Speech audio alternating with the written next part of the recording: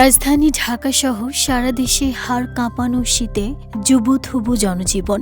আবহাওয়া অধিদপ্তর জানিয়েছে, সবশেষ ঢাকায় তাপমাত্রা 13.8 ডিগ্রি সেলসিয়াসে নেমেছে। আবহাওয়া অধিদপ্তরের দেয়া এক পূর্বাভাসে বলা হয়েছে, ঢাকা ও আশেপাশের এলাকার আকাশ অস্থায়ীভাবে আংশিক মেঘলা থাকতে পারে, তবে আবহাওয়া প্রধানত শুষ্ক থাকবে। পূর্বাভাসে আরও বলা হয়, এর পাশাপাশি উত্তর বা উত্তর পশ্চিম দিক থেকে ঘন্টায় 6 থেকে 12 কিলোমিটার বেগে বাতাস প্রবাহিত হতে পারে। এছাড়া হালকা থেকে মাঝারি ধরনের কুয়াশাও পড়তে পারে।